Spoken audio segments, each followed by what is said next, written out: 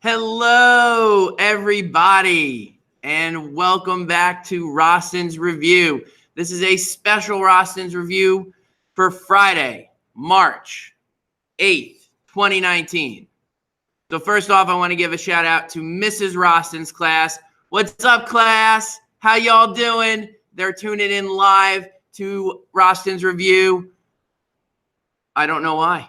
Oh, wait, yes, I do. I know why. Because today is the last day of Dr. Seuss week. And so since I couldn't make it into the classroom to be with you all, what I wanted to do is I wanted to read you a book. And the book I have chosen today is Horton Hears a Who.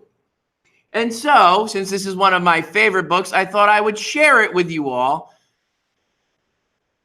And here we go. Are you ready? I'm just going to ask if they're ready.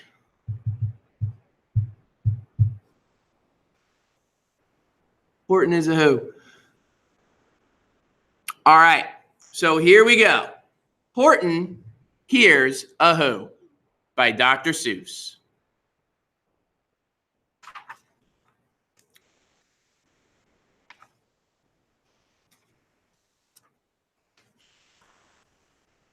On the 15th of May, in the jungle of Newell, in the heat of the day, in the cool of the pool, he was splashing, enjoying the jungle's great joys, when Horton the elephant heard a small noise. Wonder what that noise could be. Any guesses?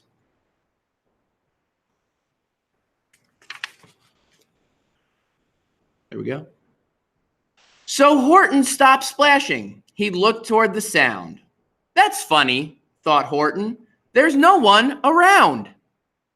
Then he heard it again, just a very faint yelp, as if some tiny person were calling for help. I'll help you, said Horton.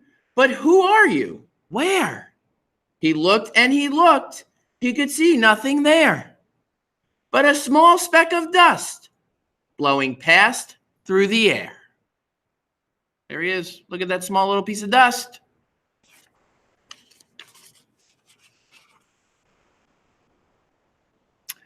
I say, murmured Horton, I've never heard tell of a small speck of dust that is able to yell.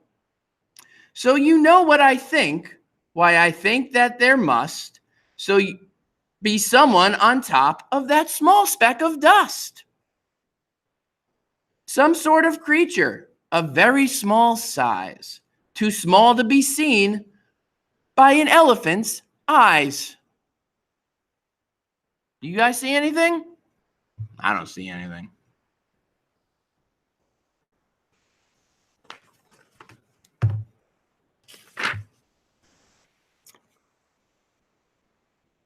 See if we can't get it. There we go.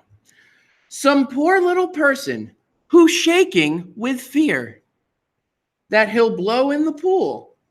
He has no way to steer.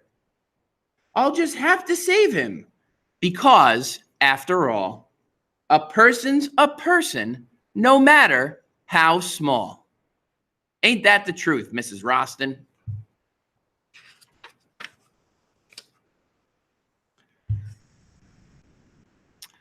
So gently and using the greatest of care, the elephant stretched his great trunk through the air, and he lifted the dust speck and carried it over and placed it down, safe, on a very soft clover.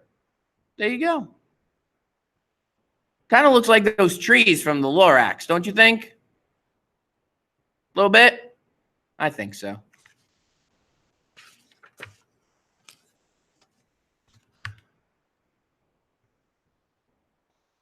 Humph, humped a voice. 'Twas a sour kangaroo. And the young kangaroo in her pouch said, humph, too. Why, that speck is as small as the head of a pin. A person on that? Why, there never has been.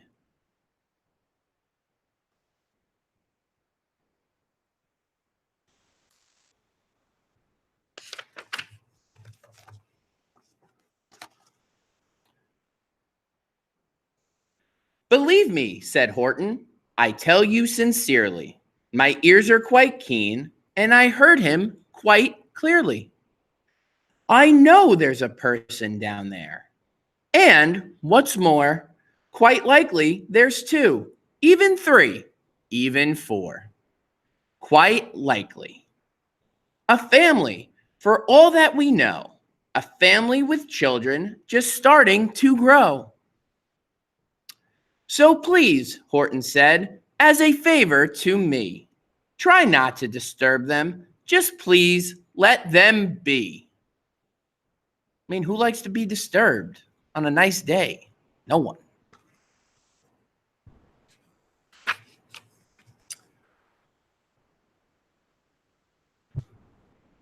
I think you're a fool, laughed the sour kangaroo. And the young kangaroo in her pouch said, Me too!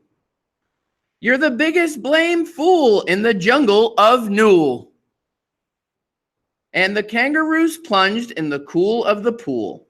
What terrible splashing! The elephant frowned. I can't let my very small persons get drowned. I've got to protect them. I'm bigger than they. So he plucked up the clover and hustled away. Good job, Horton. Is there anybody else in here except for you guys? I don't think so. Let's see. Nope, just y'all. I hope you're enjoying the video so far. Y'all paying attention? Okay. Here we go. Then Horton stopped walking. The speck voice was talking. The voice was so faint he could just barely hear it. Speak up, please, said Horton. He put his ear near it. My friend, came the voice. You're a very fine friend. You've helped all us folks on this dust speck no end.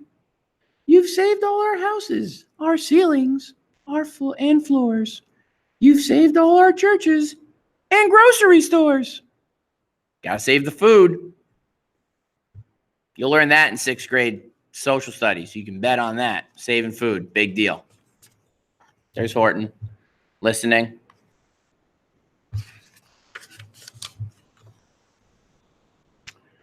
Okay. You mean, Horton gasped, you have buildings there too? Oh, yes, piped the voice. We most certainly do. I know, called the voice. I'm too small to be seen, but I'm mayor of a town that is friendly and clean. Our buildings to you would seem terribly small, but to us who aren't big, they are wonderfully tall. My town is called Whoville, for I am a Who. And we Whos are all thankful and grateful to you. And Horton called back to the mayor of the town. You're safe now, don't worry. I won't let you down.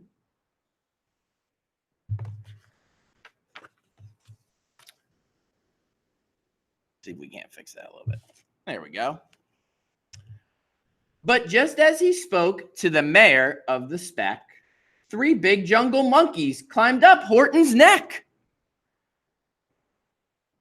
The Wickersham brothers came shouting, What rot! This elephant's talking to whos who are not. There aren't any whos and they don't have a mayor. And we're going to stop all this nonsense. So there. See?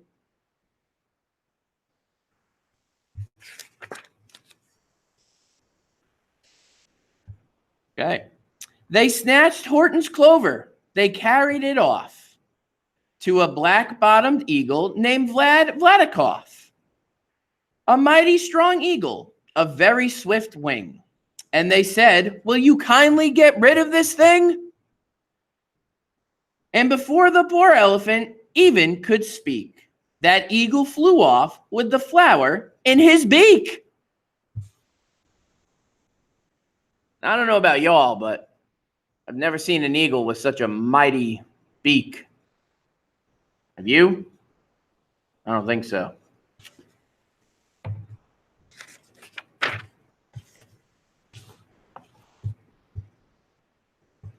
Oops, sorry. All that late afternoon and far into the night, that black-bottomed bird flapped his wings in fast flight, while Horton chased after with groans over stones that tattered his toenails and battered his bones, and begged, please don't harm all my little folks who have as much of a have as much right to live as us bigger folks do. But far, far beyond him, that eagle kept flapping, and over his shoulder called back, quit your yapping. I'll fly the night through. I'm a bird. I don't mind it. And I'll hide this tomorrow where you'll never find it. It's a mean bird, man.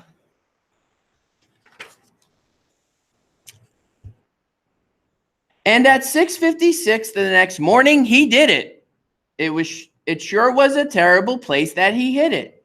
He let that small clover drop somewhere inside of a great patch of clovers 100 miles wide.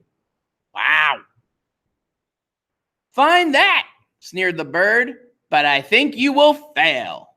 And he left with a flip of his black-bottomed tail. Interesting.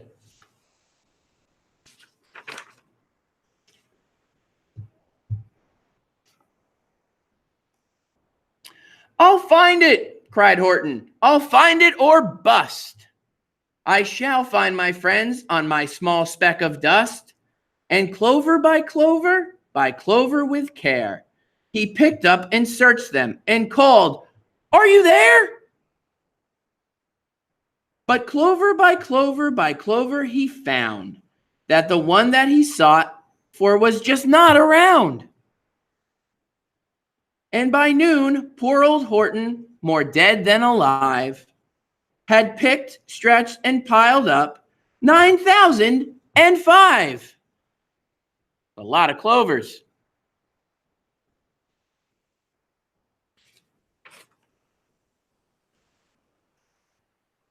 Then on through the afternoon, hour after hour, till he found them at last on the 3 millionth flower. Yes. My friends, cried the elephant, tell me, do tell, are you safe? Are you sound? Are you whole? Are you well? He did it. Determination, dedication right there by Horton.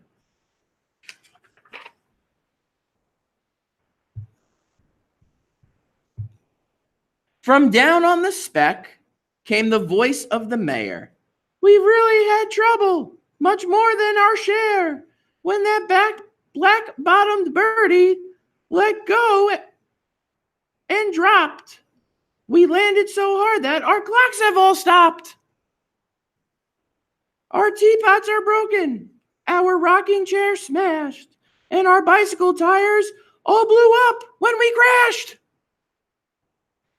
So Horton, please, pleaded the voice of the mayor, will you stick by us who's while we're making repairs?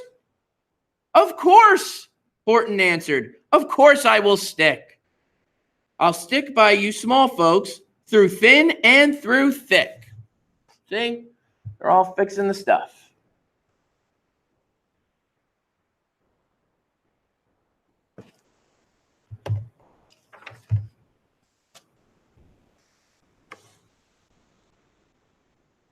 Humph, humphed a voice.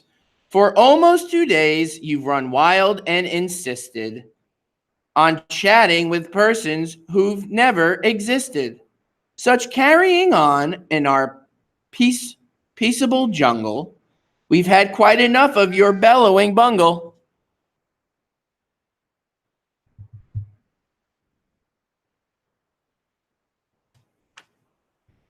And I'm here to state, snapped the big kangaroo, that your silly, nonsensical game is all through. And the young kangaroo in her pouch said, me too. With the help of the Wickersham brothers and dozens of Wickersham uncles and Wickersham cousins and Wickersham in-laws, whose help I've engaged, you're going to be roped and you're going to be caged. And as for your dust speck, that we shall boil in a hot steaming kettle of bezelnut oil.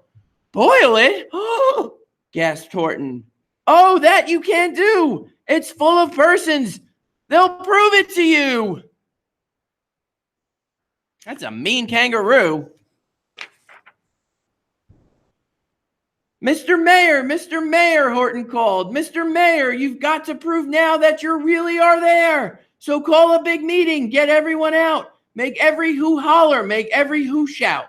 Make every who scream. If you don't, every who is going to end up in a bezelnut stew. Ah!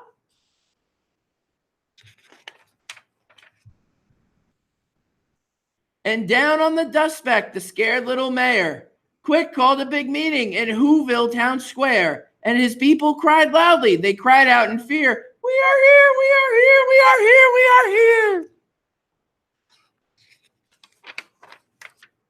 The elephant smiled. That was clear as a bell. You kangaroo surely heard that very well. All I heard, snapped the big kangaroo, was the breeze and the faint sound of wind through the far distant trees.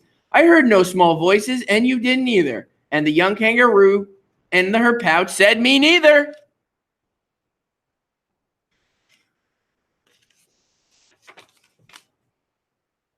Grab him, they shouted, and cage the big dope. Lasso his stomach with 10 miles of rope. Tie the knots tight so he'll never shake loose. Then dunk that dumb speck in the bezelnut juice. Horton fought back with great vigor and vim, but the Wickersham gang was too many for him. They beat him, they mauled him, they started to haul him into his cage, but he managed to call to the mayor, don't give up, I believe in you all. A person's a person no matter how small. And you very small persons will not have to die if you make yourselves heard, so come on now and try. Those Wickershams are a bunch, huh? The mayor grabbed the tom-tom. He started to smack it. And all over Whoville, they whooped up a racket. They rattled tin kettles. They beat on brass pans, on garbage pail tops, and old cranberry cans. They blew on bazookas and blasted great toots, on clarinets, oompas, and boompa loops, and flutes.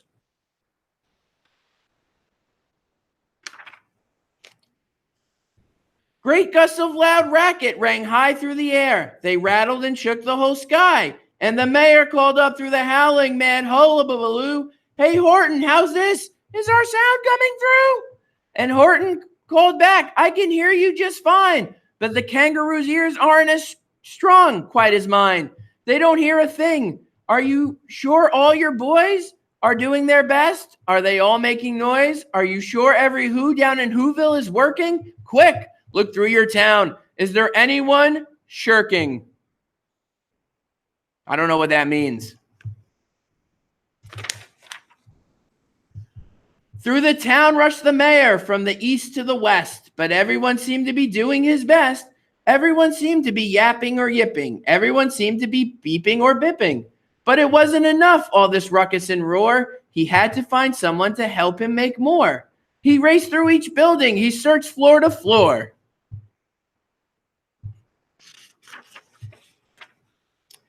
And just as he felt he was getting nowhere and almost about to give up in despair, he suddenly burst through a door, and that mayor discovered one shirker quite hidden away in the Fairfax apartments, apartment 12J. Was a very small shirker named Jojo, was just standing and bouncing a yo-yo. Not making a sound, not even a yip, not a chirp. And the mayor rushed inside and he grabbed the young twerp. Sorry, couldn't see the word. I'm getting old. And he climbed up with the lad up Eiffelberg Tower. This, cried the mayor, is your town's darkest hour. The time for all who have blood that is red to come to the aid of their country, he said. We've got to make noises in greater amounts, so open your mouth, lad, for every voice counts. Uh-oh.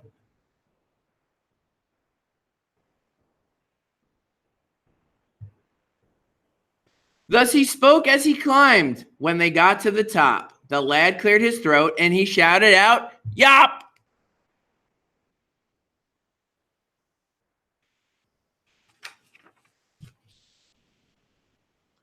And that yop, that one small extra yop, put it over. Finally, at last, from the speck on that clover, their voices were heard.